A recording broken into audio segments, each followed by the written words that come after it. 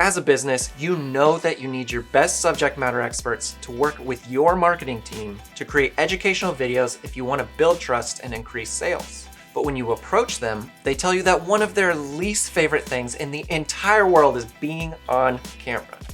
And they don't want to do it. What do you do? Well, here to help us today is one of our expert video trainers, Lindsey Auten. How's it going, Lindsey? Hey, Austin. Not bad. How about yourself? Doing great. I have a question, and the first one is just why are people so hesitant to be on camera? Ooh, that's a good question. Are you ready to get a little psychological, Austin? Oh yeah. Being on camera puts you in a very vulnerable position. We sort of take pride in, not take pride, but when you think of someone being on camera, you think of like an actress in a movie or an actress in a sitcom or news anchors who have spent their careers perfecting their on-camera persona, and they make it look so effortless. And so from that perspective, there's immediate imposter syndrome of like, oh, I can't do this. I'm not a professional at being on camera. Like, leave that to the professionals. And then there's the other layer of I'm on video, and as soon as I see myself in video, I'm going to pick apart all the flaws that I see on camera. So you're really, as someone who is trying to get people in front of the camera, working through an uphill battle of imposter syndrome and then people's own insecurities that gets them to say like, I'm not made for this. I'm not made to be on camera. Or you hear people say I have a face for radio. That's a funny like broadcasting joke that people use all the time.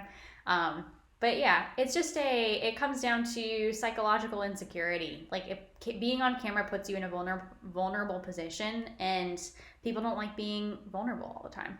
Yeah, no, it makes sense. I know for me personally, when I first started getting on camera, I hated the sound of my voice.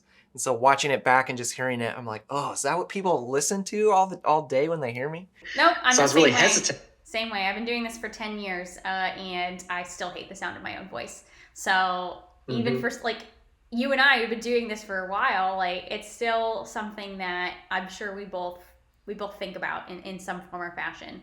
But yeah, it's definitely an insecurity. Yeah. But then just doing it more, you eventually get used to it and just kind of like that hesitation or nervousness kind of goes down. Even though you still may not be like completely happy with it, you're used to it. Why is it so important that some people are on camera as a subject matter expert even if they don't necessarily want to be on camera? Yeah, so if you're a subject matter expert, there's a reason why you're a subject matter expert. It means that you have the knowledge and the like authority to speak on a topic that your company is covering when it comes to video and even articles. And so when we think about the power of video, the people that you create a relationship with on camera, the people that you like, you trust, you feel like you know after seeing them on video, if we're trying to replicate that same energy and feeling of employees of a business, that's a really important thing to capture. And so it's important that as a subject matter expert, you're you're the person on camera who's speaking eloquently and from a place of authority about a topic that or a question that your company is answering for your customer base or your prospect base. And so it's really important that that person be on camera because it's going to come off as genuine. They're going to sound like they know what they're talking about, and that's going to build even more trust with your audience to get that feeling that they're in good hands. Yeah, to hear someone that you, like you said, you can trust rather than just some random person and you're like, why should I believe anything they say? Exactly, exactly. Do you have any tips for you need that subject matter expert on camera? They don't really want to be on camera. Do you have any tips to try to convince them to be on camera? Yeah, it's all about building the relationship. And so, we talked about the relationship between the person on camera and the audience watching. The relationship between videographer and subject matter experts is important. You can't expect someone to jump in front of a camera after hardly knowing you and give their best performance. You as a videographer need to do your due diligence into building a relationship with your subject matter experts. And that way they're going to be more likely to be on camera for you. Like if a subject matter expert knows, likes, and trusts you and has the feeling that you're going to put them at ease and really like make you look good as a subject matter expert, then they're more likely to do that. So whether it's going out for coffee with them, having lunch with them, or if they go out for happy hour after work, joining them for their happy hour. Just as a videographer, how do you ingrain yourself as a piece of the culture of an organization that allows someone to, even though the thought of being on camera is scary to them, they're going to trust that you, the videographer, are going to do your best to make them look and sound good, or make them shoot a flattering video of them. So there's no like long-term fix.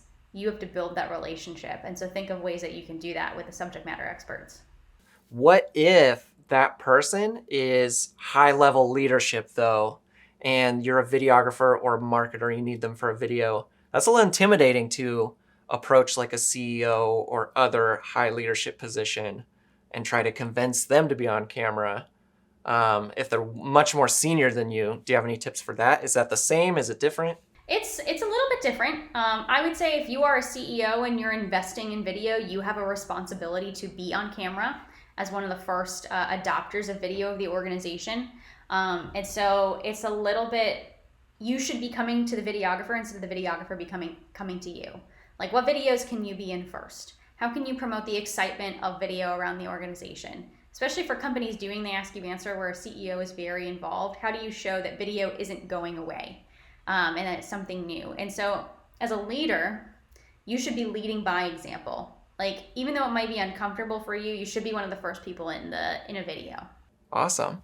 Well, thanks, Lindsey, and thanks for sharing those tips and that knowledge with us here today. Yeah, happy to do it. Having videos that educate your buyers will do wonders for your business. Now, if you've experienced some hesitation from teammates about being on camera, use what we talked about today to help them see the importance of just that. Need help with your video and content strategy? Contact us at impactplus.com today to work with trainers just like Lindsey.